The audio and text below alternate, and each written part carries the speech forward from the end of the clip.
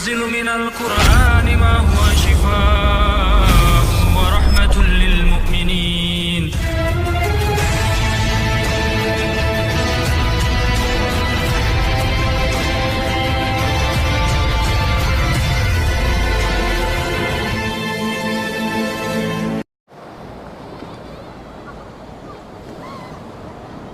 Kemarin ada yang bertanya kepada saya, apa ciri-ciri bahwa orang bekerja sama dengan jin? Ya, jadi perlu sahabat-sahabat ketahui, ya, ruqyah itu ada 3. Yang pertama, ruqyahnya orang kafir, jelas mantra-mantranya adalah mantra-mantra sesat, dan jelas yang mereka panggil itu adalah syaitan. Yang kedua, ruqyah syirkiyah, ruqyah syirik. Ruqyah syirik ini adalah ruqyah yang pelakunya di satu sisi menyebut-nyebut nama Allah, di sisi yang lain dia menyebut-nyebut nama jin, nama-nama syaitan. Ya, di satu sisi dia mendekati Allah, di sisi yang lain dia mendekati syaitan. Dan yang ketiga adalah ruqyah tauhid atau ruqyah syar'iyah, di mana pelakunya membacakan ayat-ayat Allah, asma-asma Allah, menyebut-nyebut nama Allah, meminta hanya kepada Allah. Nah, ada ciri-ciri bahwa orang ini bersekutu dengan jin, atau ciri-ciri bahwa orang ini meminta bantuan kepada jin. Secara singkat kita bisa lihat dalam 3 hal saja.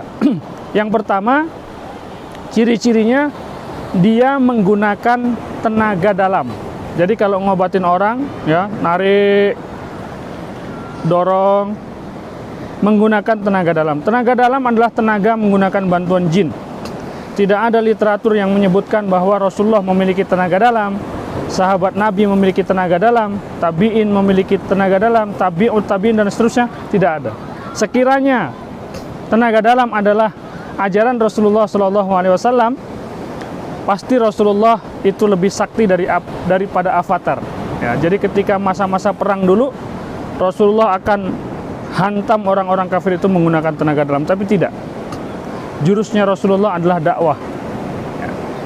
Jadi ciri-ciri yang pertama, kalau ada orang menggunakan tenaga dalam, ini ciri-ciri bahwa orang itu menggunakan bantuan jin. Yang kedua, dia mengaku bisa menerawang, melihat hal-hal yang gaib. Ini adalah kedustaan.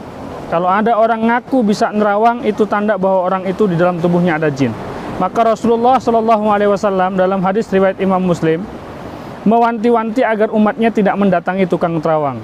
Man ata arafan, barang siapa mendatangi tukang terawang, orang yang ngaku bisa melihat hal-hal yang gaib, fasa'alahu ang syai'in, kemudian engkau menanyakan satu perkara kepadanya, lam tuqbalahu salatun arba'ina lailatan, enggak diterima salatmu selama 40 malam. Jadi ciri-ciri yang kedua adalah dia suka menerawang, ngaku bisa punya mata batin dan bisa menerawang.